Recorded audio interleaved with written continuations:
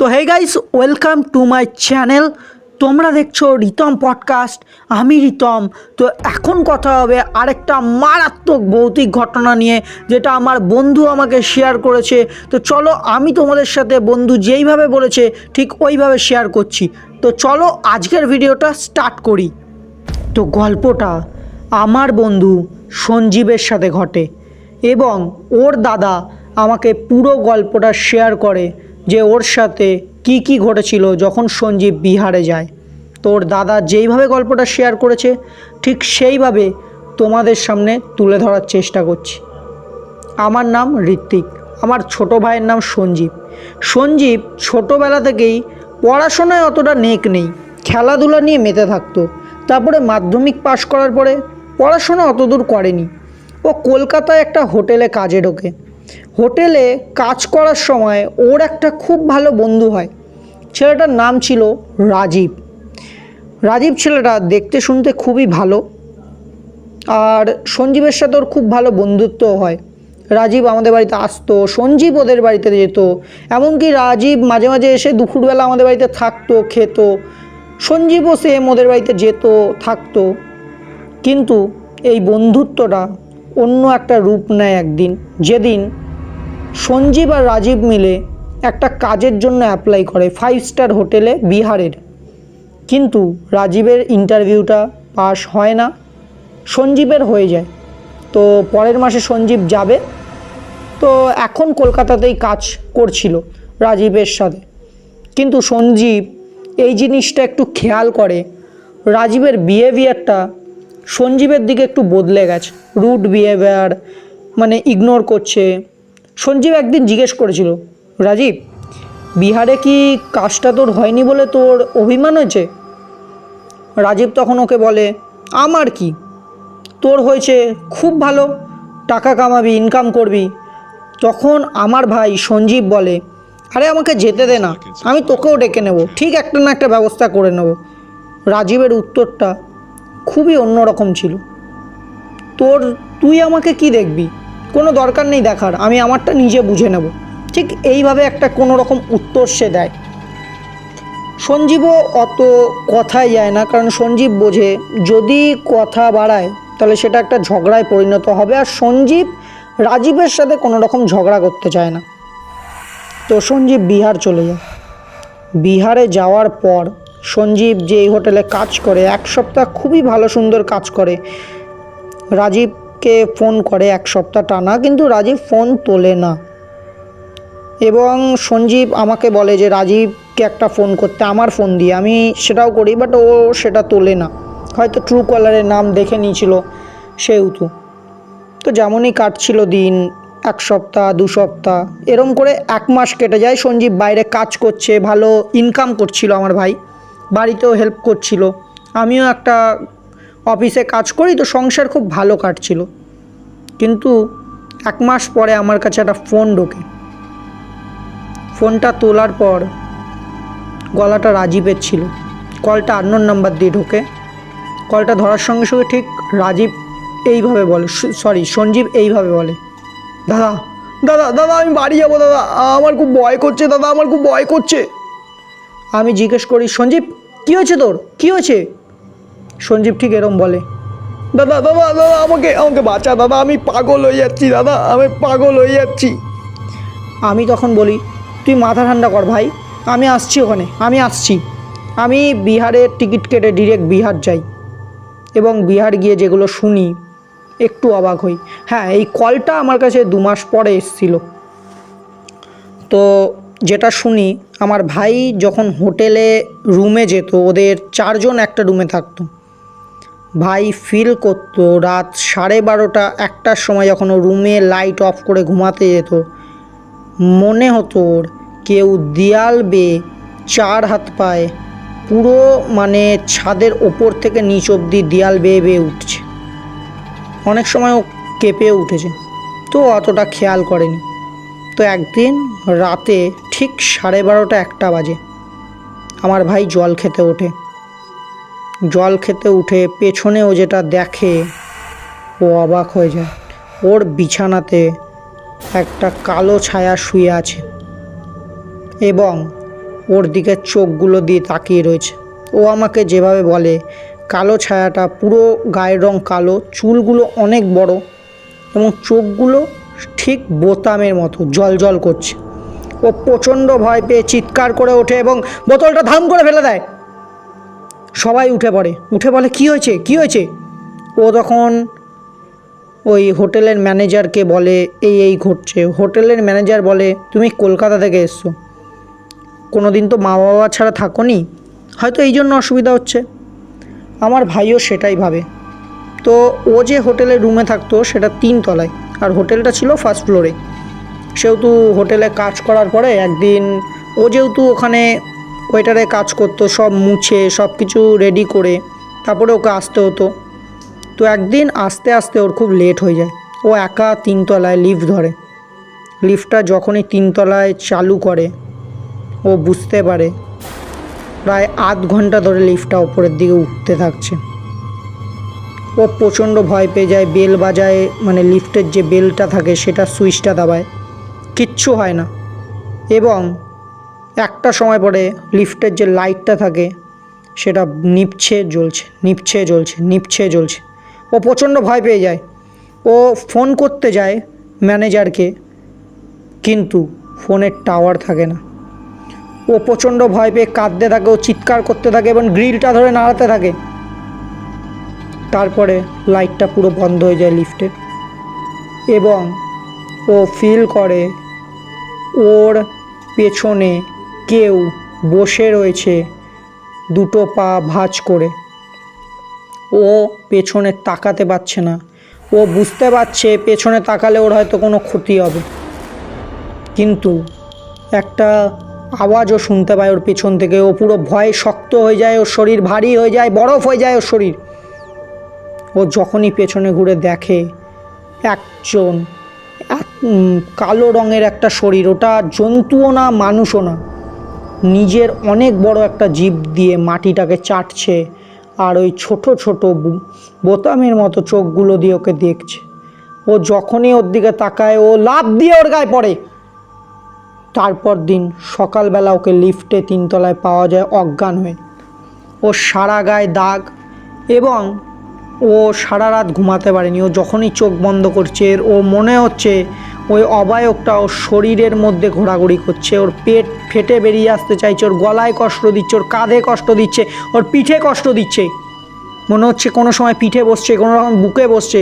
আর ওর ওজন এতটাই, মনে হচ্ছে কেউ ডাম্বেল বসিয়ে দিয়েছে ওর বুকের মধ্যে, ওর এতটা যন্ত্রণা হচ্ছে। তারপরেও আমায় ফোন করে কাঁদতে থাকে আর আমি যাই। তারপরে আমি শুনি রাজীবের মধ্যে ওকে একদিন কল করেছিল 2 মাস পরে যে কেমন আছে ও। তখন ওর সাথে এই ঘটনাগুলো কন্টিনিউয়াসলি চলতে থাকে। তো তখনও আমি অতটা খেয়াল করিনি যে রাজীব এতদিন পরে কেন ফোন করছে ওকে। তো কোনো রকম আমি ভাইকে নিয়ে বাড়ি যাই। হয়তো ভেবেছিলাম হোটেলের মধ্যে কিছু আছে, তাই হয়তো ওর সাথে এগুলো ঘটেছে। বাড়ি নিয়ে আসলে হয়তো সব কিছু মিটে যাবে। হয়তো এটা আমার সবথেকে বড় ভুল ধারণা ছিল। বাড়ি আসার পরে ওর ব্যবহার পুরোপুরি বদলে যায়। ও কাজে যেতে চায় না। যেই ছেলে কাজ ছাড়া কিছু বুঝতো না, যার কাজে মন খুব ছিল, সে কাজ করা বন্ধ করে দেয়। বাড়িতে প্রায় 10-12 দিন ধরে বসে রয়েছে। আমি হয়তো ভাবি ঘটনাটার পরে ওর মেন্টালিটি বদলে গেছে। সেহেতু আমি ওকে বলি, তুই একটা কাজ কর, তুই বাইরে যা, বাচ্চাদের সাথে খেলা কর। কিন্তু ওর খেলার প্রতি মন উঠে যায়। তো একদিন প্রায় 15-16 দিন এরম হয়ে গেছে, আমি ওকে গিয়ে বলি, চল আমার সাথে খেলতে যাবি, আমি বন্ধুদের সাথে ক্রিকেট খেলতে যাচ্ছি। বলে না, আমি যাব না। একতরফা আমি ওকে জোর করতে থাকি, চল, যেতেই হবে তোকে, বাড়িতে সারাদিন বসে থাকিস চুপ করে, এগুলো কী বিহেভিয়ার, চল চল, হাতটা টানতে থাকি। এবং আমি দেখি আমার ভাই তেড়ে ব্যাটটা নিয়ে পাঁচিলের মধ্যে প্রচণ্ড জোরে বাড়ি দিয়ে আমার ব্যাটটা ভেঙে ফেলে। আমি রাগের মাথায় ওকে একটা চড় দিয়ে বসি। আমি বলি, তুই কি পাগল হয়ে গেছিস নাকি, এত রাগ, কী হয়েছে তোর? চড়টা দেওয়ার পরে বিশ্বাস করবে না, ও আমার থেকে অনেকটা ছোট। ও আমার গলা টিপে আমাকে পুরো মাটিতে শুইয়ে দেয়। প্রায় 3-4 মিনিট ও আমার গলা চেপে ধরে রাখে। আর আমার মনে হচ্ছে এটা ওর গায়েই না, ওটা ওর হাতই না। বাবা মা সবাই দৌড়ে আসে। ওরা 3-4 মিনিট পরে মা ওপর থেকে দেখে যে আমাকে পুরো গলা টিপে ধরে রেখেছে, আর ওর চোখ পুরো লাল হয়ে গেছে আর জিভ দিয়ে জল পড়ছে। মা বাবা ওকে টেনে সরাতে পারছিল না। কোনো রকমভাবে সরানোর পরে আমি যেটা ফিল করি, আমার গলায় বড় বড় নখের দাগ হয়ে গেছে। এমনকি এটা তোমরা বিশ্বাস করবে না, ওর হাতে এক ফোঁটা নখ নেই। আমি একতরফা ভয় পাই যেটা কি হচ্ছে, তো অতটা খেয়াল করি না সেই টাইমটায় দাঁড়িয়ে। তো আমি ওর সাথে কথা বলা বন্ধ করে দিই, যেমনটা হয় আর কি। তারপরে কিছুদিন পর থেকে ওর ব্যবহার আরও বদলে গেল। আমাদের বাড়িতে বাবা রাতে কাজ থেকে আসার সময় মাছ মাংস মানে বাজার করে আনতো। আমরা রোজ সকালে দেখছি মাছ মাংস নেই। এরম করে 1 সপ্তাহ কাটলো। আমরা ভাবলাম বিড়াল হয়তো খেয়ে যাচ্ছে, তো আমরা জানলার মধ্যে কাটা জাল সব লাগিয়ে রাখলাম, জানলা বন্ধ করে রাখলাম, তাও রোজ এরম হচ্ছে। তো একদিন আমি ঠিক করলাম এরমভাবে তো আর চলে না, রোজই কি বাবা 2বার করে বাজার করবে? তো আমি একদিন রাতে ঠিক রাত 1টা বাজে আমি একটা আওয়াজ পাই। আমি জেগেছিলাম। আমি গিয়ে দেখি আমার ভাই ফ্রিজ খুলে ওইগুলো নিয়ে ভাঙছে নিজে হাতে, চটকাচ্ছে আর মুখের মধ্যে দিচ্ছে। ওই খাওয়াটা একটা মানুষের খাওয়া হতেই পারে না। আর কাঁচা কে খাবে? আর যদি কাঁচা কেউ খায় না, ওইভাবে মানুষ খায় না। নিজের হাতটা চাটছে, আর যে প্লাস্টিকের রক্ত থাকে না মাছ মাংসের, ওইটা নিজের মুখে ঢালছে। একতরফা আমার বমি পেয়ে যায়। আমি চিৎকার করে উঠি, এই কী করছিস তুই? ও যখন ঘোরে, ওর মুখে গোল করে সেই মাংসের রক্ত, চোখে লাল হয়ে রয়েছে, চোখের শিরা বোঝা যাচ্ছে, আর নাক দিয়ে ফুঁসছে। আমার একটা টাইমে মনে হয় ও এই আমাকে অ্যাটাক করলো, আর সেটাই হলো। ও আমার দিকে তেড়ে আসে। শুধু ভগবান সেদিন ছিল, আমার পেছনে একটা জানলা ছিল, আমাকে ফেলে দেওয়ার চেষ্টা করে। ওখান থেকে যদি ও আমায় ফেলে দিত না সেই টাইমে, হয়তো আজ আমি বেঁচে থাকতাম না। ও আমার গলা ধরে জানলার বাইরে আমাকে ধরে রাখে। আমি হাতের সামনে একটা কাচের বয়াম ছিল, সেটা ধাক্কা দিয়ে ফেলে দিই। সেই আওয়াজে বাবা মা উঠে ওকে ছাড়ায়, বলে কী হয়েছে? আর দেখে ও খালি গায়ে শোয়, সেহেতু ওর গায়ে পুরো রক্ত। ও পুরো পাগলের মতো আমাদের 3জনের দিকে তাকিয়ে আছে, আর একটা কথা বলে যাচ্ছে বিড়বিড় করে, মরে যাবি, সবাই মরে যাবি, কেউ বাঁচবি না, কেউ বাঁচবি না, তোরা 3জনের মধ্যে কেউ বাঁচবি না, কেউ না, কেউ না। তারপরে ও দৌড়ে ঘরের মধ্যে যায় এবং আমরা গিয়ে দেখি ও শুয়ে পড়েছে, যেন কিছু হয়নি। এইটা ছিল গল্প শুরু। এখনও তো শুরু হলো সবে। আমাদের পরিবারে কি হলো আমরা বুঝলাম না। আমাদের পরিবারটা খুব হ্যাপি ছিল। বাবার কাজ চলে যায় হঠাৎ করে। বাবা খুব ভালো একটা কোম্পানিতে চাকরি করতো, নাম নেব না কোম্পানিটার, চাকরি করতো ওখানে, চাকরিটা চলে যায়। বাবা মায়ের মধ্যে সারাদিন অশান্তি হতো, ভাই কাজ করতো না, এমনকি আমার অফিস বন্ধ হয়ে যায়। একটা কোম্পানি বন্ধ হয়ে যাওয়া মানে বুঝতে পারছো, একটা কোম্পানি বন্ধই হয়ে যায়। আর আমিও ঘরে বসে যাই। 4জনে প্রায় পাগলের মতো হয়ে গেছি। ঘরের মধ্যে একটা অন্ধকার ছেয়ে গেছে, মানে অশান্তির। কেউ কারো কথা সহ্য করতে পারছি না, একটুতে রেগে যাচ্ছি, এমনকি বাবা মাকে মারতে যাচ্ছে, আমি আটকাতে যাচ্ছি, বাবার সাথে আমার ঝামেলা লাগছে, কিন্তু আমার ভাই সেগুলো উপভোগ করছে। আর আমি যেটা দেখছি, ভাইয়ের শরীর দিনের পর দিন ভেঙে যাচ্ছে, ও রোগা হয়ে যাচ্ছে, চোখের তলায় ডার্ক সার্কেল পড়ে যাচ্ছে, এবং ও সব কিছু দেখছে আর উপভোগ করছে, যেটা আমার কাছে খুবই অবাক ছিল। এরকম চলতে চলতে একদিন আমার ঠাকুমা আসেন বাড়িতে। ঠাকুমা গ্রামে থাকতেন, আসে। ঠাকুমাকে আমি সব বলি, এই হয়েছে ভাইয়ের সাথে। তো ঠাকুমা বলে, তুই একটা কাজ কর, এখানে কোথাও মসজিদ আছে বা ঠাকুর বাড়ি আছে? আমি বলি, মসজিদ তো অনেক দূরে, ঠাকুর বাড়ি আছে সামনে। তো আমরা ঠাকুর বাড়িতে যাই। ঠাকুর বাড়ির লোকটা বলে একটা পুজো করতে হবে। আমরা বলি ঠিক আছে, তাই হবে। তো আমরা বাবা মাকে কিছু জানাই না, আমি আর ঠাকুমা মিলে পুজোটা সব জোগাড়যন্ত্র করে ওনার কাছে যাই। ঠাকুর বাড়িতেই পুজোটা হয়, এবং ঠাকুর বাড়ি থেকে যেটা জানায়, আমি সত্যি কথা বলতে আমার পায়ের নিচ থেকে মাটি সরে গেছিলো। ওরা বলল তোমার ভাইয়েরই কাছের খুব কেউ বন্ধু তোমার ভাইয়ের একটা ক্ষতি করেছে। তোমার ভাইয়ের একটা, এমনকি এটা পর্যন্ত তিনি বলে দিলেন তোমার ভাইয়ের একটা জামা রয়েছে ওর কাছে, সেই জামা দিয়ে ও ভূত পাচার করেছে তোমার ভাইয়ের ওপরে। ও চায় না তোমাদের সংসারটা ভালো হোক, তোমাদের সংসারে রোজগার আসুক, এবং কি কিছুদিন পরে ও তোমাদেরকে পুরো নিঃস্ব করে পথে বসিয়ে দেবে। আর যদি সেটা না হয় তোমার ভাইয়ের জীবন তো নেবেই, সাথে এক এক করে বাড়ির সবাইকে মেরে ফেলবেও। আর যে চালান করা হয়েছে না, সেইটা একটা বাচ্চার আত্মা। সেই বাচ্চাটা খুব কম দিন হয়েছে মারা গেছে, ওকে চালান করানো হয়েছে। তো আমরা হাত জোর করে বলি যে এখন কি করা যায়। উনি যেটা বলে সেটা শুনে একটুখানি খারাপ লাগে যে আমরা অনেক লেট করে ফেলেছি ওনার কাছে আসতে। উনি আমাদেরকে বলে বাড়িতে যাও, সব কিছু জানানোর পরে, একবার বাবা মাকে জানানোর পরে তুমি একটা কাজ করো, তুমি বাড়িতে একটা পুজোর আয়োজন করো, আমরা কালকে রাতে আসব। আর হ্যাঁ, তোমার ভাই যেন না জানে। আমরা ওনার কথা মতোই করলাম, বাড়ির লোককে জানালাম।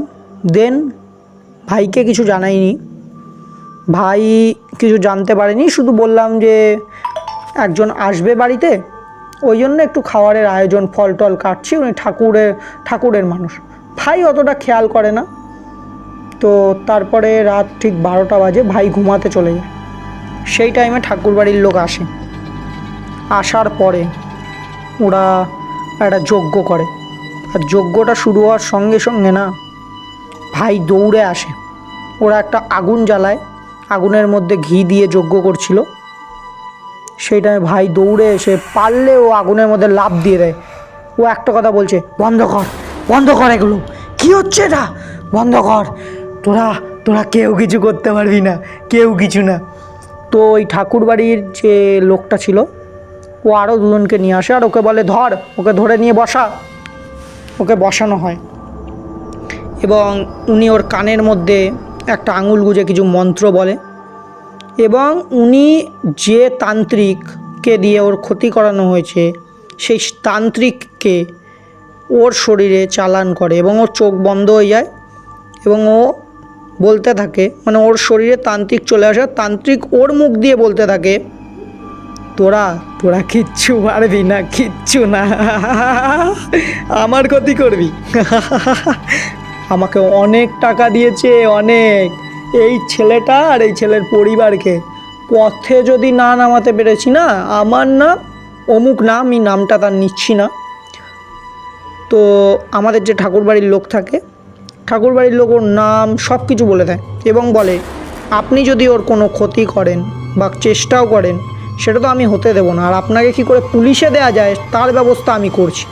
এটা শুনে ওই তান্ত্রিক একটু ভয় পেয়ে যায়।